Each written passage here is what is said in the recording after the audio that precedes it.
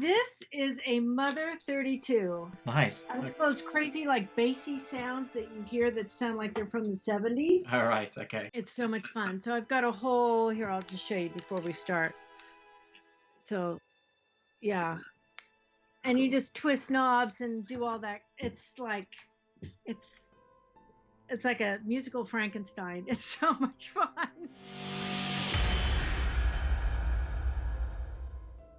So first, can you help me pronounce your name properly? Because I wasn't sure on the pronunciation of the surname. Sure. Leanna Primiani, Italian. It is Italian. Okay. Thank you so much for your time being with us. I wanted to ask you about where the bug for you came from for being a composer.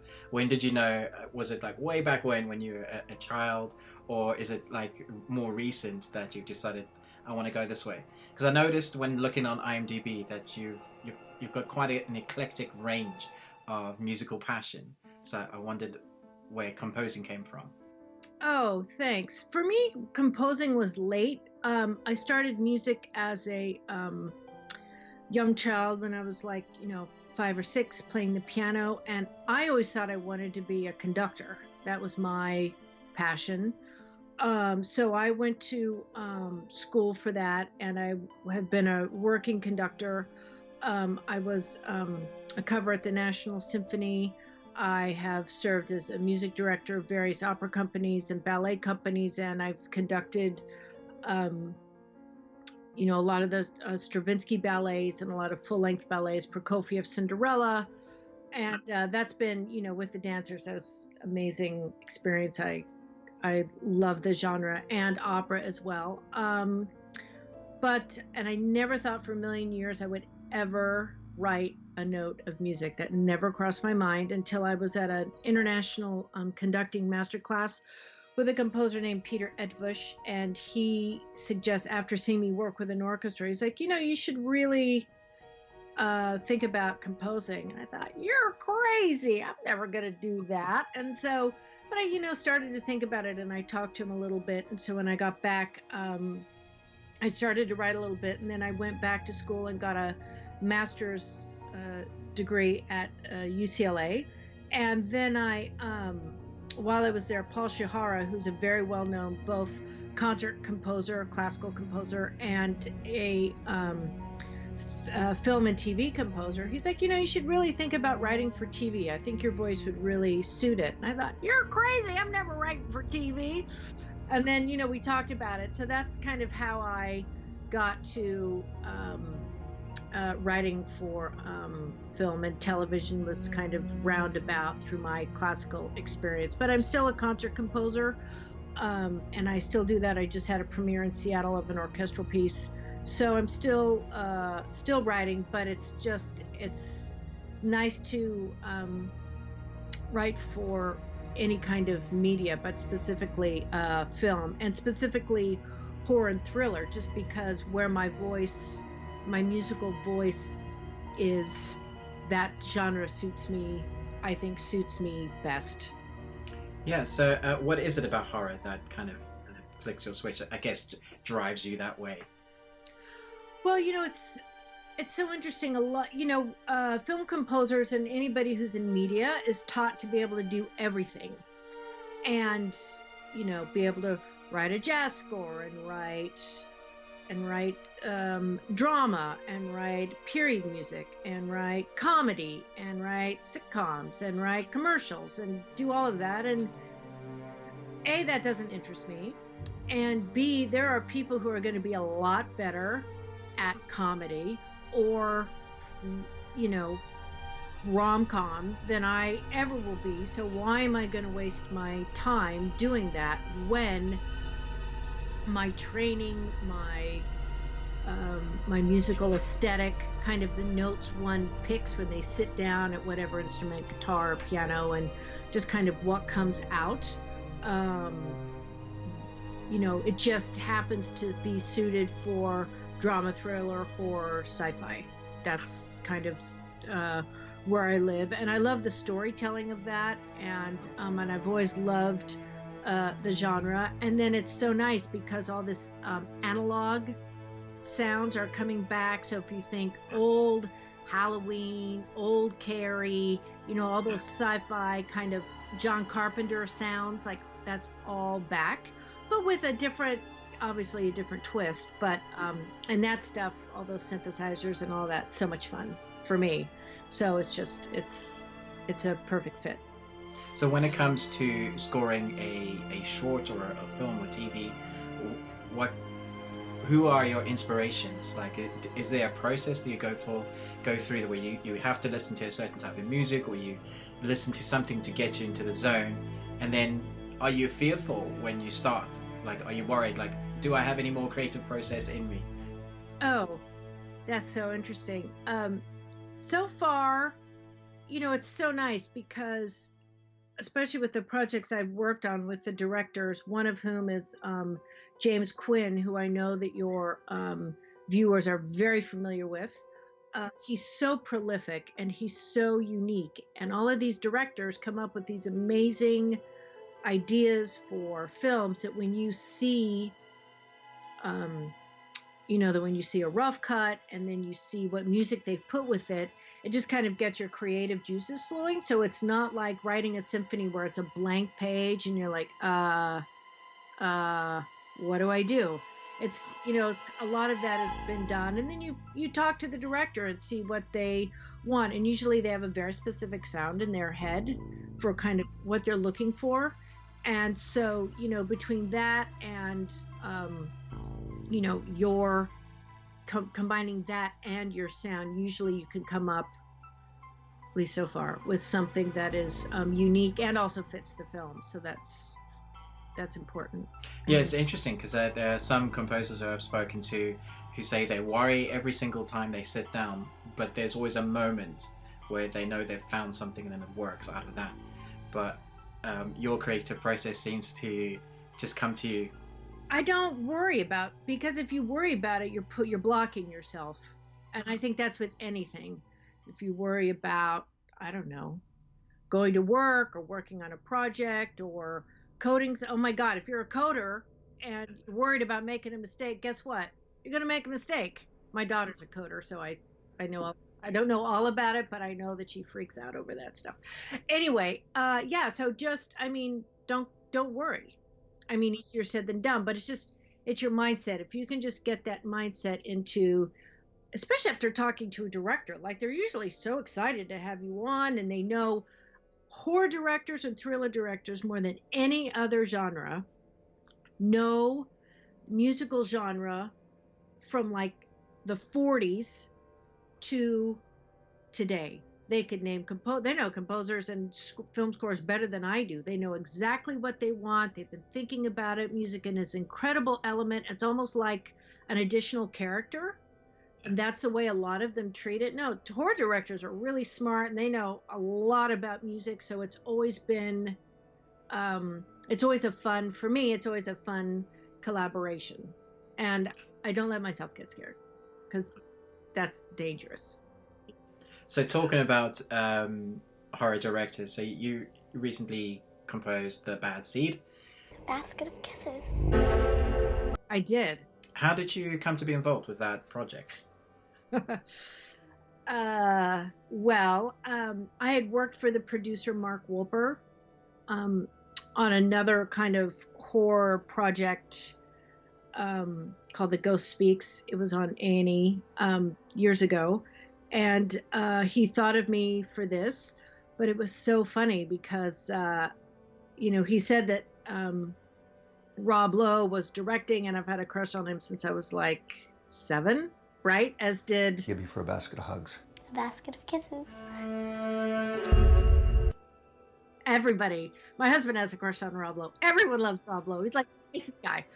And I was like, okay, so they told me about this, and it's a remake of the 50s movie, if you remember. And I grew up watching that as a kid on like late night TV, and I loved it, and I knew the story, so it was a pretty easy, I was obviously interested.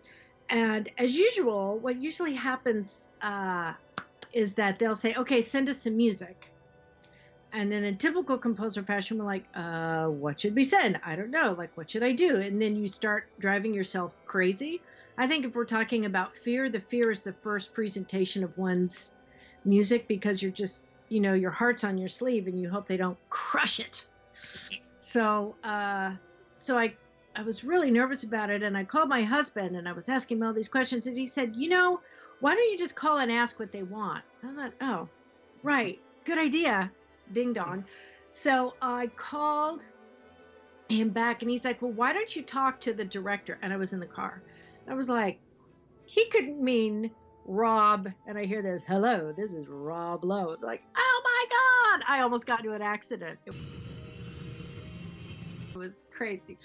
But he told me about what he wanted. Again, very, very specific. He said he wanted something just that was lush and scary. So what did he say? He said, The Shining meets Out of Africa.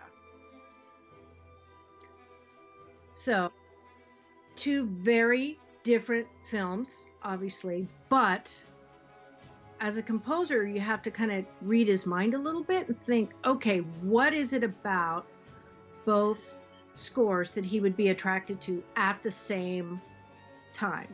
Well, I think if you take away the vocal music that was later on in The Shining, if you remember, but in the beginning, that kind of 60s, it's called box notation, but it's atonal and it's very modern. And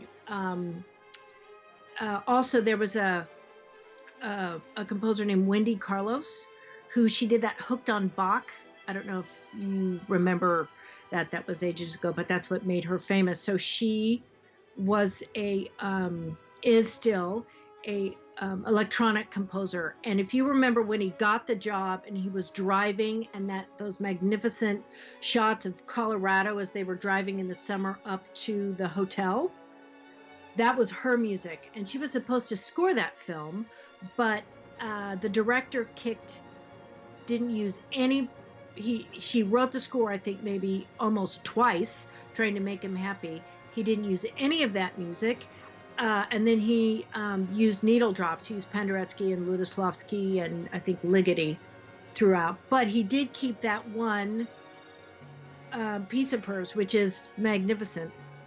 And actually, if your viewers are interested, you can actually buy that Wendy Carlos, the rejected film score of, you can buy that. And it's fabulous. I highly recommend it if anybody's a buff of The Shining. In any event, so I knew kind of he wanted that icy atonal sound, but then I also knew that he wanted something that reflected, they had a lot of drone shots. It was a very expensive production, so he wanted that also to have that sound and that lushness in the music. So musically, you kind of have to take apart Out of Africa and just figure out what is it sound-wise that makes it sound like what you're looking at, the lushness, the beauty of Africa. And remember, they were flying in the plane and all of, everything about the continent. So you just have to dissect that musically, what he wanted and what is it, not the notes per se, but how the notes are used. So how John, what's his name? John, I can't remember, how he uses the notes, how did he organize his notes, and in what way did he organize his notes to sound lush. So I just translated, once I did that kind of analysis, I translated that into kind of a horror, I made it sound lush and scary, for lack of a better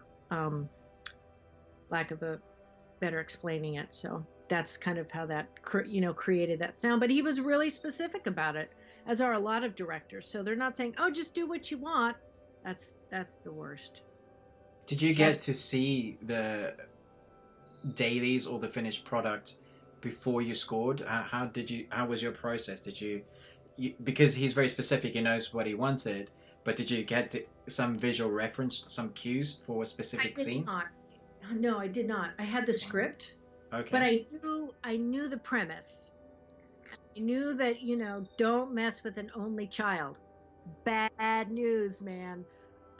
So I knew what was, going to happen, but it was going to be interesting because in the 50s, as I'm sure your viewers are aware, a lot of those famous plays were, and when they went from Broadway and they went to television or film, they were just teleplays, right? So they were just basically, like the Twilight Zone. Those are just plays being filmed. There was no sets and changing, and not a lot of that. It was literally like being in a theater.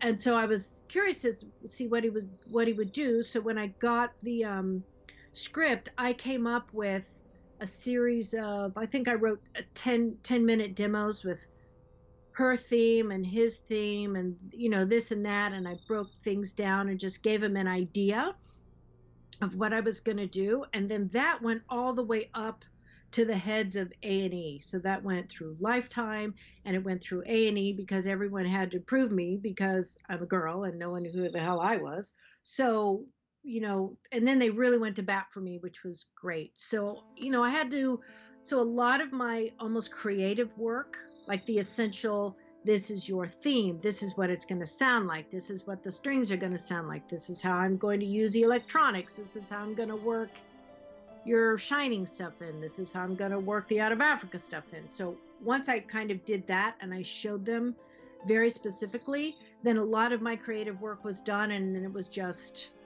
expanding, and then they used that, what I had given them, just to kind of spot it and put it in, and that's what the editor used to help him edit. And so then we just worked from there. So it was great. But I believe in writing demos. I know a lot of composers don't like it because you do a lot of work, and then if they don't like it, because that sucks, you're kind of screwed. But I look at it like every opportunity makes you a better composer. Just like if you have an opportunity to write or you have an opportunity to present whatever it is you do, always do it and always give your best thing, because if they don't like it, that's another piece of art or your creative self that you have that you can just use for the next project because somebody else could love it. So never give up an opportunity to create something for someone on spec. I never pass that opportunity up. I always do it.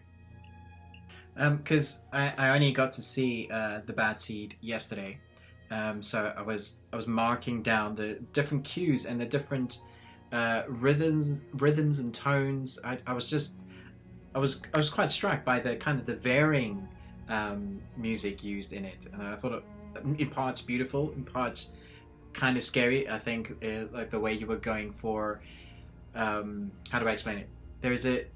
There's particular scenes where you know what's coming because the music is carrying that scene before. And that's obviously partly to do with the editor, but you can tell the characters. There's almost like character tones for each character in the film, if that makes sense. Yeah, and that is, and that's what he wanted because, and this is just me. This is my personal idea. It means nothing. Other than it's just my opinion. So I realize that a lot of people think that having themes and motives, which are just shorter themes, attached to a character are old-fashioned, especially in something like a horror movie or maybe a drama or when you're watching TV. However, as great as a lot of electronic scores are that we hear that are just pulsy or they don't have a tune or nothing is associated with it, like I think the first, 15, 20 minutes are great, but then you're 45 minutes in, you still know what's going to happen, and it's that same stupid pulse or sound or beat, and like nothing changes. It's the same thing. And I feel like if the characters are going to change, and the story is moving forward, how can I as a composer help move that, help the director and the story help propel it forward, so that at the very end, when you know that she's done, spoiler alert, when she's done it all and she gets away with it, right? There's a very satisfying thing to hear the main theme come back, because it means something totally different now. And to me, and it was interesting, I don't know if you know this, but the first time in the play itself, and I think it won a Pulitzer Prize or something, she got away with it. So the way it works in the play is that she lives in an apartment building in New York City. She's an only child, and Leroy is the caretaker, and they hate each other. So she actually locks Leroy in the basement and sets the basement on fire. Nice. She's 9. Nice. But when they did it in the movie and they tested it, it didn't test well. Because she got away with it, and they did not like that in 1958. So what they did was they changed it, and the little girl, after she gets away with it, she gets struck by lightning. Only 1950, right? So so that went back. So she does actually get away with it this time. But how are you going to reveal that in a satisfying way? So that was the way because there's a lot of, I felt there was a lot of nuance in the storytelling, so I wanted to bring that out. But look, I'm toony. I write electronics. I write a lot of drones. I do pulsy things, as you heard. But I'm a composer. I'm a trained composer. I have a doctorate in composition. That's what comes out, right? That's my voice. It's gonna come out. So that's kind of why I think that's one of the reasons why I got hired, was because I wasn't the same kind of droney. Now, I'm not saying it's not great, but I'm saying, especially like in a TV show, right? So if you're watching TV, I'm not going to talk about what it is, but there are TV shows that are very like droney and beady, and it's awesome.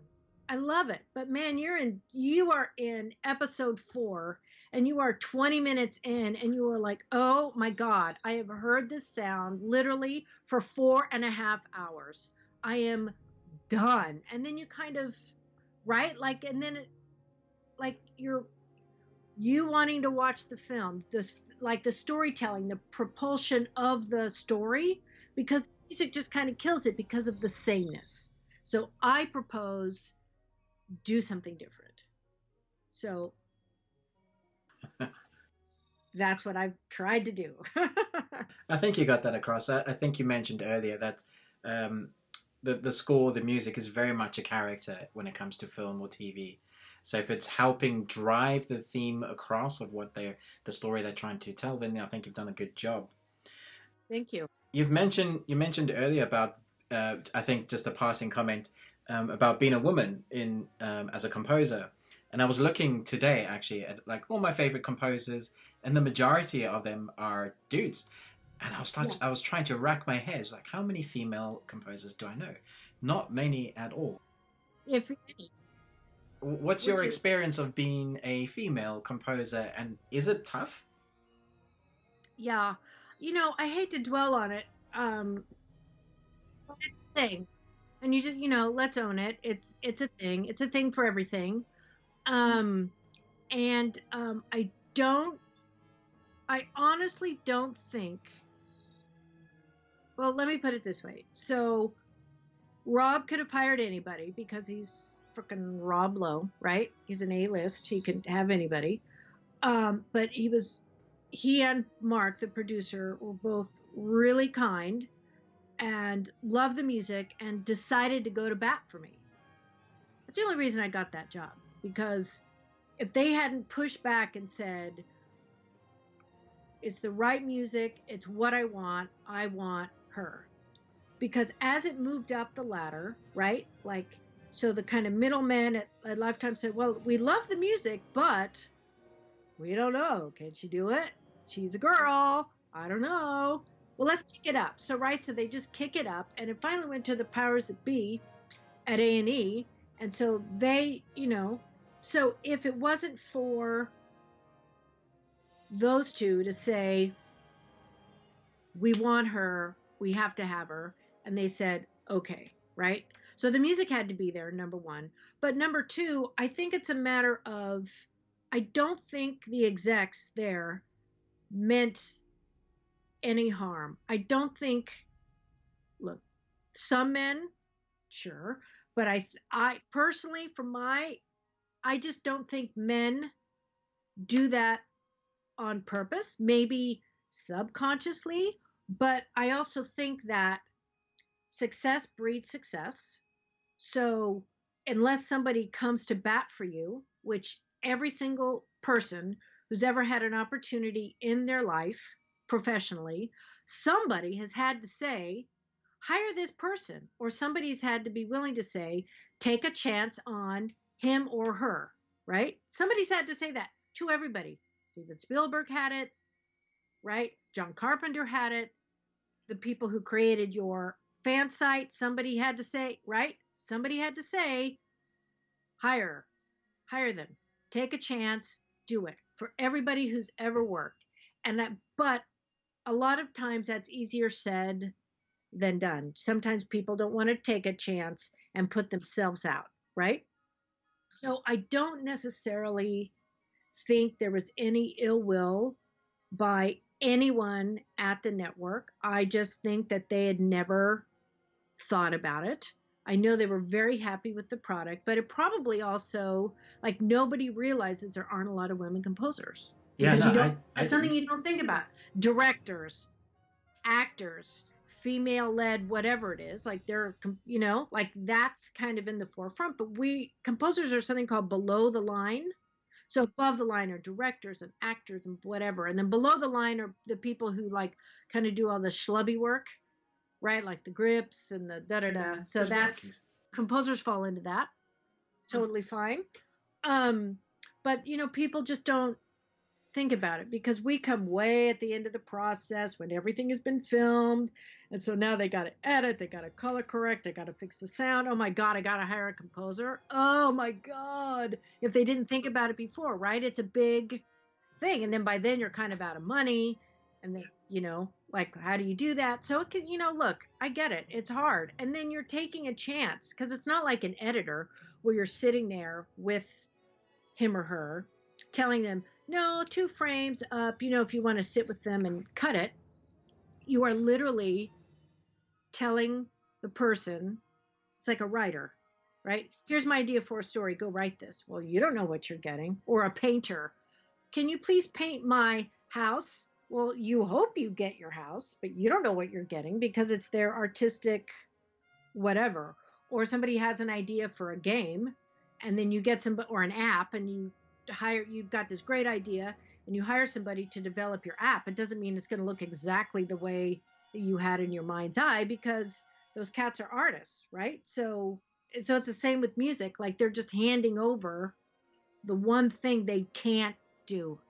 Directors can act, directors can cut, directors can direct, they can shoot, they can light, they can do everything, but 99 times out of 100, they don't write music and they don't know a lot about music. So it's a very scary thing for a director to then hand over their film that they've worked so hard on. They've had their hand on everything. And then they just have to give it to this almost stranger if they're not friends, just to say, here's what I'm thinking. And then, because they have no idea what they're going to get. So it's a scary thing for a director. And I totally understand that. And then if they don't know who you are or they haven't heard of you, right, then it's hard to get that, yes, I have to have her break, because the guys get the breaks because they've got the experience. So it's just a matter of catching up. I think it's getting better. Definitely people are thinking about it. I mean, I hate to talk about it, but what are you going to do? It's in the air. To cast a little bit of a lighter tone, what's your favorite horror film ever? Oh, I wish you would have asked me this before. Do you want me to let you think about it? No, we could talk through some. What have I? Oh, what was that movie with Kurt Russell, and they were in the Arctic? The Thing. Oh my God, fabulous! I love it. Oh my gosh! And then, of course, if you're talking about TV, I think parts of Black Mirror. Oh yeah, fantastic. Oh, dark, man. Oh, whew, I love it.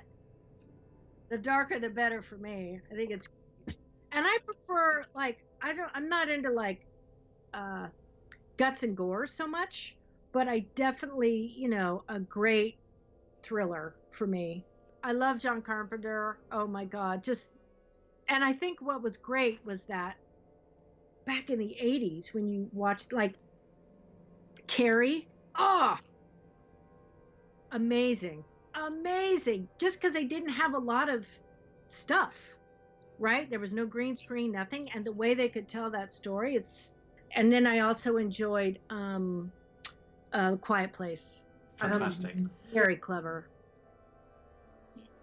Really. And I thought the score was absolutely exquisite. Absolutely exquisite. And then if anybody has seen Chernobyl, it's not really a horror flick, but it's that's pretty horrifying. Yeah. So when it comes to composing, who are your heroes? Who inspire you? Oh God. I guess it depends on I don't know. That's so hard to say. I think who I love, who I think is underrated. Not underrated, certainly, but I mean, not for composers, but Jerry Goldsmith. I don't know if you know the name, or if you viewers know the name. For me, besides Total Recall, which I love him. But what was great is he wrote the first Planet of the Apes. So the first 20 minutes after they crash, there's a little, they're talking in the spaceship and then they crash land, right? And then they don't talk a lot until he says, I am not an animal, or whatever he says, and the apes go crazy. Charlton Heston. But those 20 minutes is all score. No sound effects, nothing. And if you turn the sound off and you just watch them and these guys in literally ape suits, it looks ridiculous. But when you turn the sound on, you feel like it's so real. And I think it's just the music. It's just breathtaking. I think that's probably one of my favorite scenes in film. And look, I love John Williams. He's so prolific. I think Marco Beltrami, Quiet Place, is a fabulous score. I thought the score to Chernobyl was magnificent. What else? I mean, look, the regulars like John Debney, and I love, everyone loves Hans Zimmer. I'm a little tired of that sound, but I like it when he experiments and he does new stuff. Pardon me? I like it when he experiments and does new stuff. I'll tell you what I loved, and it wasn't necessarily a horror movie, was 2049. The remake of Harrison Ford movie. Oh yeah, of course, Blade Runner. Yeah. Blade Runner. Yeah. That score is Benjamin Wallfisch, who is fabulous. They did that together.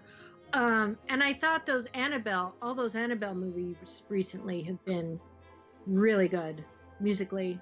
They tend to carry the film, actually. Yeah. I agree. But that film in particular was, oh my God, that music it was great. And they also did together. Okay, I'm so bad with names. What's the movie, the World War II movie? It didn't get very good. I don't think it got great reviews. I thought it was fabulous. Ridley Scott, they were Hans Zimmer and Benjamin Wallfisch did the movie. It was that World War II. They were trying to get from. It was when the Germans invaded Britain, and all the boats from England had to cross the channel and go get the boys. Home. It's an amazing film. I personally loved it. My husband didn't care for it, but I loved it. And what was so great was they so it took place in World War II, right? And Elgar, if anybody is familiar, is like the quintessential English composer. As you know, pomp and circumstance, right? He wrote like everything. And I thought, as I'm watching this, it's so lush, but it's electronic, and you wouldn't expect it to be electronic because it's World War II, but the way they mixed the instruments and the electronics was magical.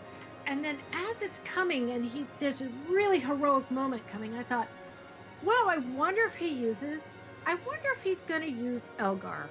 And then all of a sudden you hear Nimrod in like that CS80, which is that same sound that they used in Blade Runner, but playing an Elgar tune. And I thought, oh my God, genius.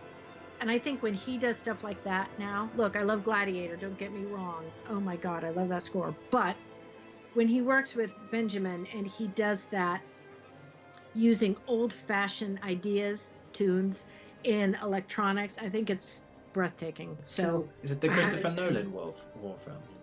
Pardon me? Is it the Christopher Nolan war film? Yes, not, who did I say? Ridley Scott? No, Nolan, you're right, excuse me. It's filmed on 17mm, so it's got a super wide feel to it. Stunning. Yeah, the audio was brilliant in that. Oh, it's breathtaking. And it was so great because a lot of times, and I think this is true in horror films, the screams and the sounds of stuff happening can fight with the music, right? Like the director wants the music, but he also wants the sounds, or the sound designer wants it turned up, or the composer wants it turned up, or the sound is always fighting. But in his films, and I think Hans is very good at this, and as I believe Benjamin is as well, is that they just work together brilliantly. You can hear the airplane sounds and you can feel it almost in the theater, but yet the music just sits in a place where it all works together. That's really hard to do. Yeah, that's a skill. Yeah. So you're a composer, you're a conductor. You've also released an album recently? I have, yes, under the moniker Anasia. So I've taken my passion for electronics that I've been using and symphonic instruments, strings, woodwinds, clarinet, oboe, flute, bassoon, and made a kind of through composed album, which I have another one coming out here in like 3 or 4 months.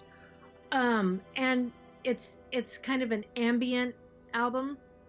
It works perfectly, I have to say, with Assassin's Creed. I was playing Assassin's Creed and I had your album in the background. I was like, wow, this works really well. So, oh my God, amazing. I love it. I love that movie. From your lips to his ears, right? Thank you very much. I made that so that people didn't have to sit and think about it. They could have it on. They could, I know I've been told a lot of people meditate to it, which is great. But, it's just supposed to be there just to sit in the background and don't think about it. It should help you just kind of focus your thoughts. That was the whole point behind it. Well, I'm glad you listened to it. Thank you. If you could choose your dream job for film or television, you could score anything, what would that be for you? Oh my God, if I could score anything, I would score I would try to get like a like an Annabelle or a Chucky. That would be a dream for me. I would love that. Okay. Or a reboot of a Carpenter film. I would. Possible. There's a lot of those coming through these days. Right. That would be my dream. Also something that was more sci-fi, like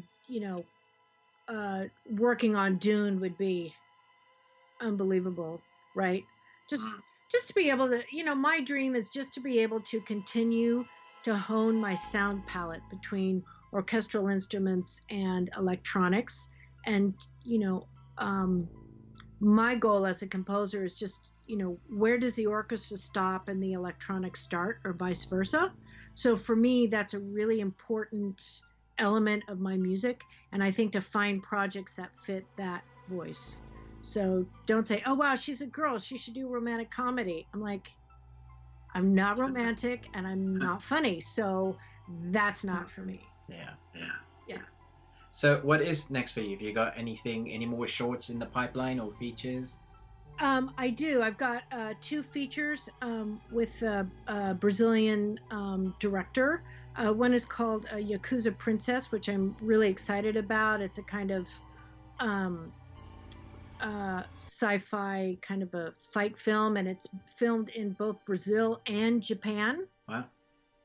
And here's an interesting fact about that, which I didn't know. There are the second highest number of Japanese people in the world live in Sao Paulo, more than anywhere else in the world. It's Tokyo and Sao Paulo. And for whatever reason, there's a simpatico between the 2 countries, which I was fascinated to hear, which is interesting because their percussion, if you think about their percussion, although used very differently, their instruments are quite similar. Huh.